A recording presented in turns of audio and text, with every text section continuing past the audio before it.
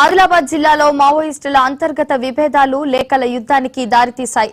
Party కేంద్ర అధికార ప్రతినిధి అభయ్ విడుదల చేసిన చర్చల లేఖను తెలంగాణ ప్రతినిధి జగన్ ఖండించగా దానికి స్పందనగా అభయ్ మరో లేఖను విడుదల చేశారు.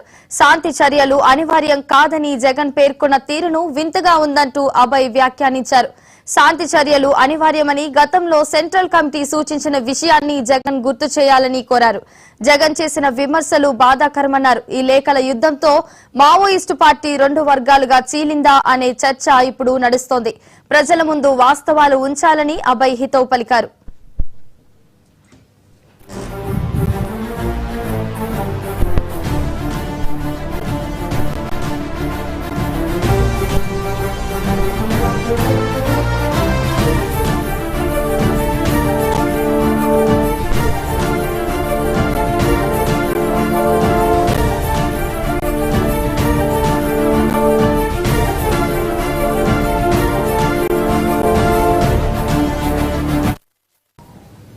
ఆదిలాబాద్ జిల్లాలో మావోయిస్టుల అంతర్గత విభేదాలు లేఖల యుద్ధానికి దారితీశాయి. ఇక అంశానికి సంబంధించి మరింత సమాచారం మా ప్రతినిధి శ్రీనివాస్ అందిస్తారు. శ్రీనివాస్, చెప్పండి. మావోయిస్టు పార్టీలో అంతర్గత విభేదాలు అయితే తారస్థాయికి చేరినట్టుగా తెలుస్తుంది. లేఖలతో కలకలం సృష్టిస్తా ఉన్నారు. ముఖ్యంగా మావోయిస్టు పార్టీ కేంద్ర అధికార ప్రతినిధి జగన్ అభయ్, అదేవిధంగా రాష్ట్ర అధికార ప్రతినిధి జగన్ మధ్య లేఖల ద్వారా అయితే మాటల యుద్ధం కొనసాగుతుందని చెప్పుకోవచ్చు. ముఖ్యంగా మావోయిస్టు పార్టీ అధికార ప్రతినిధి అభయ్ ఒక లేఖ విడుదల చేయడం ఇప్పుడు కలకలం అయితే లేదని చెప్పుకోవచ్చు. గత కొద్ది రోజుల క్రితం అభయ్ ఆయుధాలు విడిచి శాంతి చర్చలకు సిద్ధమని చెప్పేసి అయితే లేఖ విడుదల చేయడం జరిగిందో దానికి కౌంటర్ గా మావోయిస్టు పార్టీ రాష్ట్ర అధికార ప్రతినిధి అభయ్ ఒక లేఖ విడుదల చేయడం జరిగింది. అవసరం అనుకుంటే జగన్ మన అభయ్ లొంగిపోవచ్చు అని చెప్పేసి కూడా జగన్ అభయ్ను ఉద్దేశించి చేసినటువంటి వ్యాఖ్యలకు కౌంటర్ గా మరో లేఖను ఈ రోజు అయితే మావోయిస్టు కేంద్ర ప్రతినిధి అభయ్ అయితే లేఖ విడుదల చేయడం జరిగింది. అందులో ముఖ్యంగా జగన్ విడుదల చేసినట్టు లేఖకు కౌంటర్ గా అయితే లేఖ ఉన్నట్టుగా మనం చూడొచ్చు. ముఖ్యంగా తాను పార్టీ యొక్క అంతర్గత విషయాలను మాత్రమే వెల్లడించాను తప్ప పార్టీ లైన్ నేను తప్పలేదు అనే విషయాన్ని అయితే చెప్పే ప్రయత్నం అయితే అభయ్ చేయడం జరిగింది. గతంలో మావోయిస్టు కేంద్ర కమిటీ కార్యదర్శిగా ఉన్నటువంటి నంబాల కేశవరావు, అదేవిధంగా అప్పుడున్నటువంటి రూపేషులు ఏదైతే శాంతి చర్చలకు అయితే ముందుకు రావడం జరిగిందో దానిని బేస్ చేసుకుని నేను ఆ యొక్క లెటర్ విడుదల చేయడం జరిగింది. శాంతి చర్చలకు సంబంధించి కేంద్ర ప్రభుత్వం నుంచి అవసరం పడితే ఆయుధాలకు పక్కన పెట్టైనా సరే శాంతి చర్చలు పెట్టుకుందాము అనే విషయం పైన నేను లేఖ రాయడం జరిగింది. దానికి జగన్ ఒక చిన్న స్థాయి కార్యకర్త లాగా తన పైన లేఖ విడుదల చేశాడని చెప్పేసి అయితే కౌంటర్ గా అయితే అబ్బాయి లేఖ విడుదల చేయడం జరిగింది. ముఖ్యంగా జగన్ రాసినటువంటి లేఖనతో తప్పుపట్టే ప్రయత్నం చేస్తూ అదేవిధంగా మావోయిస్టు సెంట్రల్ కమిటీ నిర్ణయాలకు కట్టుబడి తాను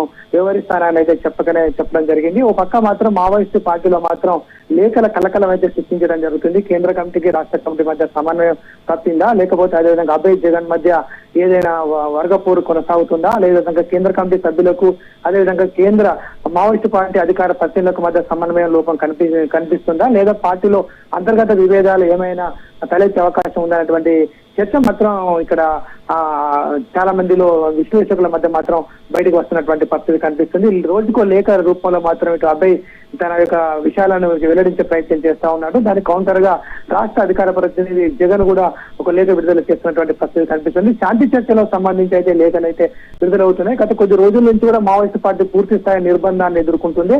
ఆ నిర్బంధంలో భాగంగా శాంతి చర్చలు పెట్టుకోవడానికి సిద్ధంగా ఉన్నాము, శాంతి చర్చల ద్వారా సమస్యలను పరిష్కరించుకోవచ్చు అని చెప్పేసి అయితే మావోయిస్టు పార్టీ చెప్తున్నటువంటి పరిస్థితి నేపథ్యంలో దీనిలో అయితే వర్గ విభేదాలు అయితే స్పష్టంగా కనిపిస్తుంది. మరోపక్క మాత్రం కేంద్ర హోంశాఖ మంత్రి అమిత్ షా ఎలాంటి శాంతి చర్చలు పెట్టే ప్రసక్తే లేదు, ఆయుధాలు పట్టుకున్న వ్యక్తులతో మేము శాంతి చర్చలు పెట్టుకునే ప్రసక్తే లేదు, సంఘ విద్రోహ శక్తులుగా మావోయిస్టు పార్టీ వాళ్ళు వ్యవహరిస్తా ఉన్నారు, ఆదివాసులను అనవసరంగా మావోయిజం వైపు మళ్లించే ప్రయత్నం చేస్తున్నారు, ఆదివాసీ ప్రాంతాల అభివృద్ధి కుంటుపడే విధంగా మావోయిస్టులు వ్యవహరిస్తున్నారు. కాబట్టి మార్చి 31, 2026 వరకు పూర్తిగా మావోయిజం లేకుండానే భారతదేశంలో చేస్తామని చెప్పేసి అయితే కేంద్ర బలగాలు ఆ విధంగా పనిచేస్తున్నాయని చెప్పేసి అయితే ఒక పక్క అమిత్ షా చెప్తున్న నేపథ్యంలో మరోపక్క పూర్తిగా ఇటు దండకారణ్యంలో ఛత్తీస్గఢ్ కావచ్చు, ముఖ్యంగా ఛత్తీస్గఢ్, మహారాష్ట్ర, తెలంగాణ పరిసర ప్రాంతాలు పూర్తి స్థాయిలో నిర్బంధం ఉన్నటువంటి నేపథ్యంలో మావోయిస్టు పార్టీ అయితే గడ్డు పరిస్థితులు ఎదుర్కొంటుంది.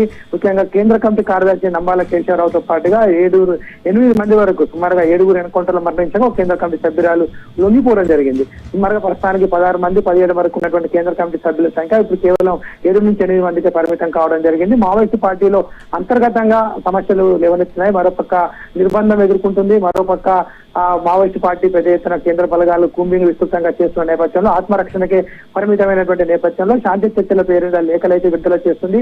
ఆ లేఖలకు కేంద్ర ప్రభుత్వం ఎలాంటి స్పందించడం లేదు. అదే నేపథ్యంలో ఇటు పార్టీలో కూడా అంతర్గత విభేదాలు అయితే స్పష్టంగా కనిపిస్తా ఉన్నాయి.